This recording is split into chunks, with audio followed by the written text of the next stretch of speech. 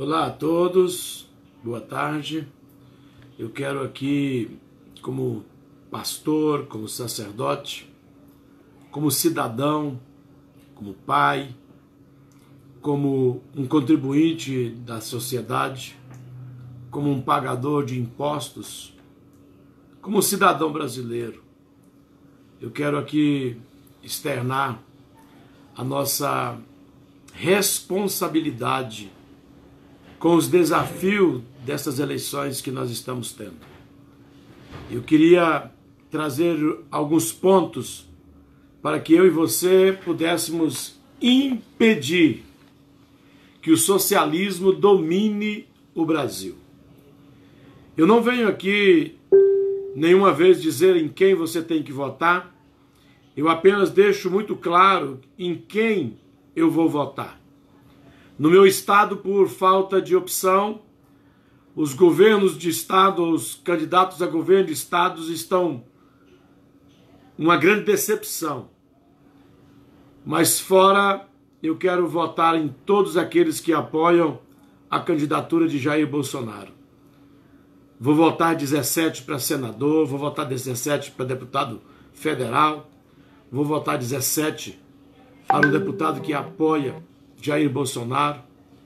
Por quê?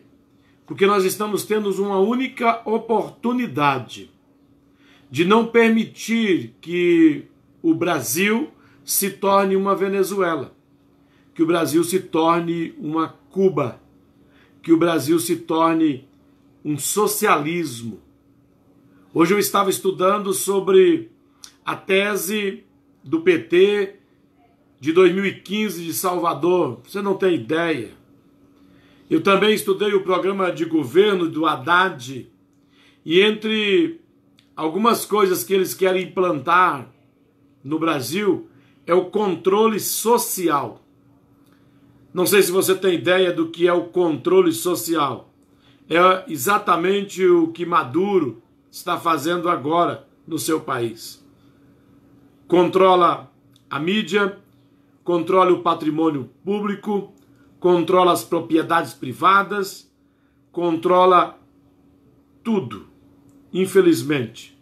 E eu estou aqui terminando de estudar o decreto 8243, de 23 de maio de 2014, uma das últimas assinaturas da presidente Dilma, um decreto presidencial, e entre eles está no artigo 2º, no artigo 3º, no parágrafo 7º, ampliação dos mecanismos de controle social.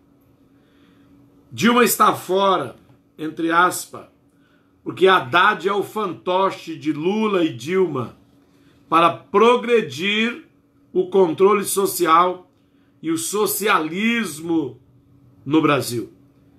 E aderindo à ideia de milhares de pastores, eu estou aqui com 10 tópicos simples que eu gostaria de ler para você que é cristão, você que é católico, você que é evangélico, você que pratica o cristianismo de alguma forma, todos os cristãos do Brasil. Eu queria trazer umas considerações, algumas verdades para você, para que você vote de acordo com a direção do Espírito Santo. Então eu gostaria que você assistisse, ouvisse esses pontos e também repassasse a outros. Que você levasse a cada um dos seus parceiros, dos seus amigos, daqueles que fazem parte da sua rede social. Eu vou postar também no meu canal no YouTube. Você pode retransmitir, se você deixar aqui, se você não tem o meu contato de WhatsApp, se você deixar o seu número aqui, eu mando para você posteriormente, para você repassar a outros. Orientação, não é voto de cabresto e não é porque sou pastor que um membro da igreja onde sou pastor deva votar como eu voto. Eu tenho o direito e a obrigação de orientar. E é isso que eu quero deixar aqui. Porque tem um bando de esquerdista mimimi aí dizendo que pastor não se mete com política. Médico se mete com política, professor se mete com política, empresário se mete com política, fazendeiro se mete com política. Por que que eu não posso? Se eu sou um cidadão que cumpre o meu papel social, eu cumpro meus deveres na sociedade, por que que eu não posso dar a minha opinião? E garanto que a minha opinião é melhor do que a de muitos, porque todas as minhas opiniões são baseadas pela Escritura, das quais eu estou terminando agora 212 leituras.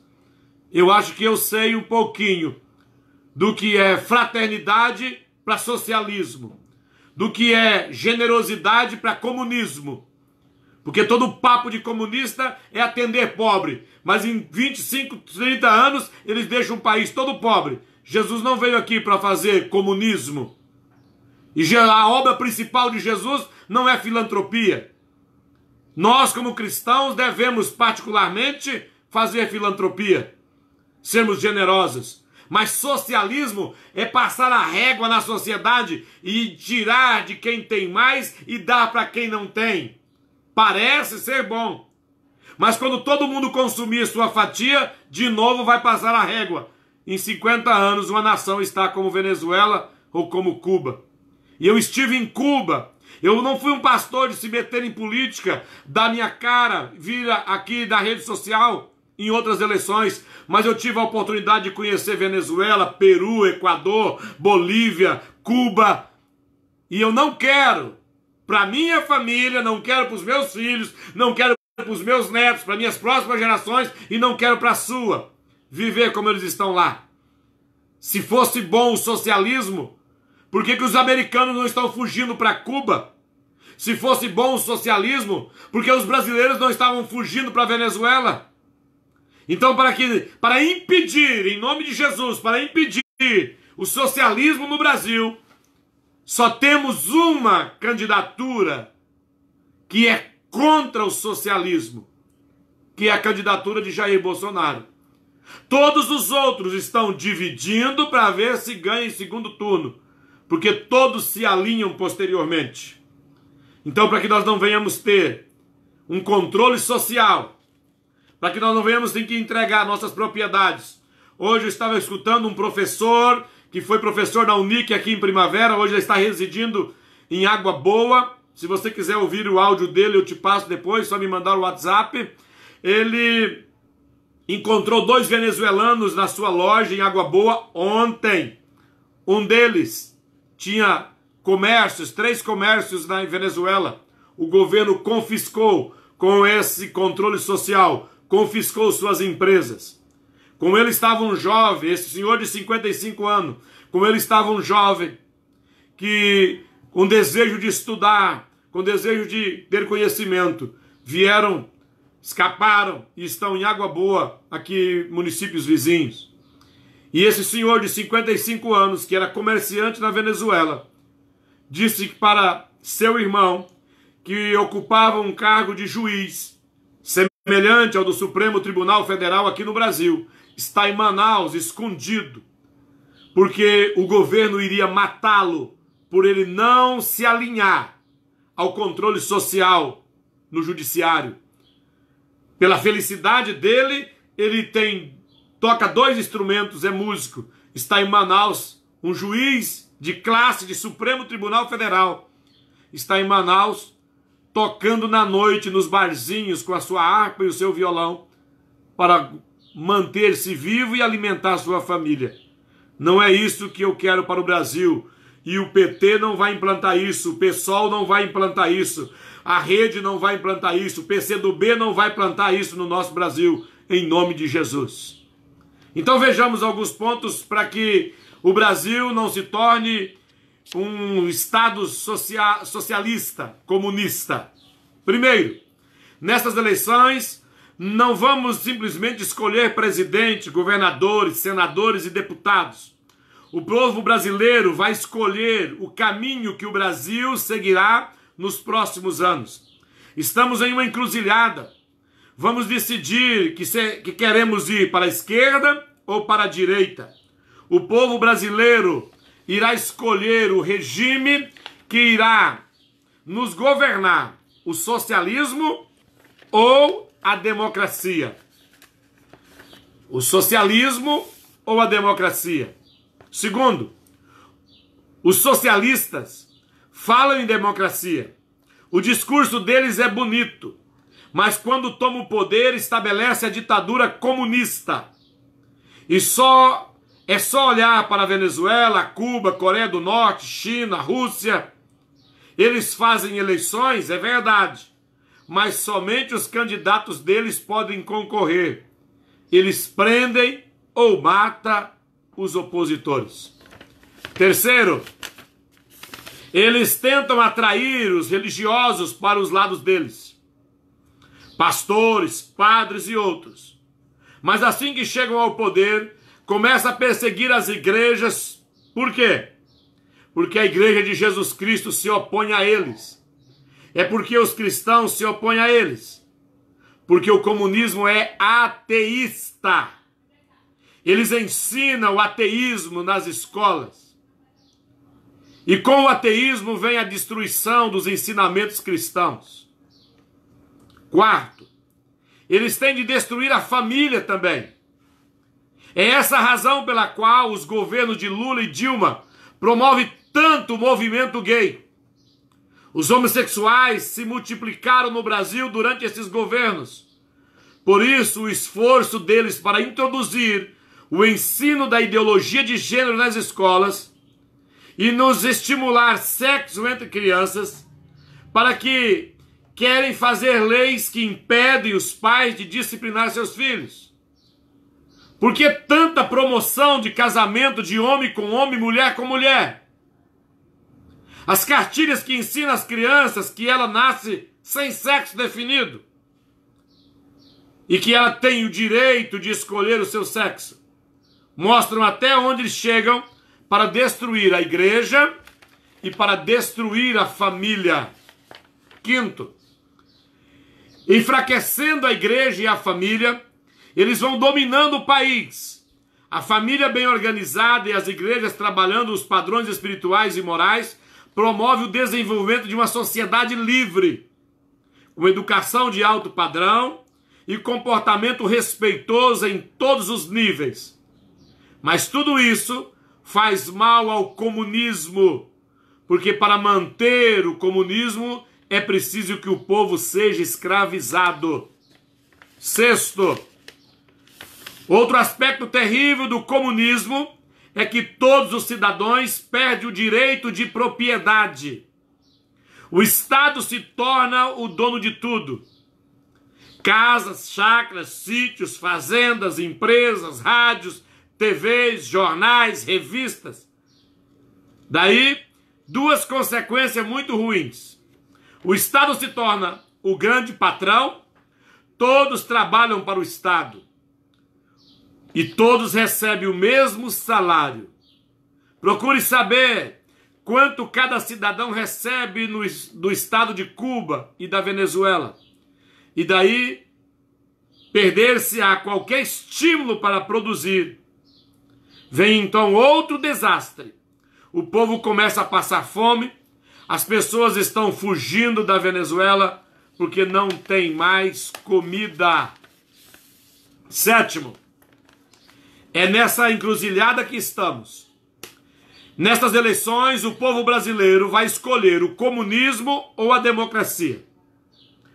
Tudo dependerá em quem os brasileiros irão votar. Vão votar em Haddad ou em Bolsonaro? Oitavo, talvez você diga, não gosto de nenhum dos dois. Vou votar em branco. Ou vou anular o meu voto. Pense no seguinte: todos os esquerdistas irão votar em Haddad. Se os que não são esquerdistas votarem em branco ou anular o voto, é lógico que Haddad vai vencer as eleições. Será o próximo presidente. Logo, Lula estará livre. E com ele todos os outros que roubaram o Brasil nos governos de Lula e Dilma. Na tese do PT, que eu estou estudando aqui, de 2015, entre um dos projetos do PT se voltar ao governo. Eu mando isso para você, ou você entra no Google e pesquisa sobre o caderno de tese do PT de 2015. Lá diz: depor, extinguir o cargo público de Jair Bolsonaro, destruir a Lava Jato, prender os juízes que ficaram do lado da Lava Jato e libertar todos os políticos de esquerda. Sabe mais? Dar direito a MST, CUT ou qualquer movimento ser livre de penalização ou de prisão em qualquer ato ou movimento que eles fizerem. Eles podem tomar sua fazenda, eles podem entrar na sua propriedade. Se faz parte da CUT, ou se faz parte do MST, ou se faz parte de algum sindicato ou algum movimento que apoia o comunismo, para eles não haverá leis. Então você precisa tomar uma decisão. 9º ponto. Pode ser que você prefira o Alckmin, o Amoedo ou outro que se diz do centro. Mas nenhum deles tem condições de chegar ao segundo turno. Já está lançada a sorte. É Haddad ou Bolsonaro. Se você não votar em Bolsonaro, estará dando a chance à esquerda de implantar o comunismo no Brasil. É isso que você quer? Certamente não. Então peça ao Espírito Santo que dirija você, dirija o Brasil nestas eleições. 10º ponto. Que o Senhor nos abençoe. Que Ele estenda seus braços de misericórdia sobre esta nação e sobre as futuras gerações desta nação. E eu termino. Que o Senhor não permita e nos perdoe todo o pecado que cometemos, que corremos o risco de estar nas mãos do comunismo. A liberação do aborto, o casamento gay, fugiu a palavra dos meus lábios agora, erotização das nossas crianças, a libertinagem, o índice de violência, o assalto, o roubo, a injustiça, a corrupção da nossa nação. Que o Senhor nos perdoe. Eu convoco você, cristão, de credo protestante ou evangélico, esteja orando pelo nosso país, mas também tem a responsabilidade, e é através do seu voto que Deus pode operar a vontade dele sobre nós nesses tempos. Que Deus te abençoe. Não quero que ela fique muito longa, porque alguns não assistem por ser longa.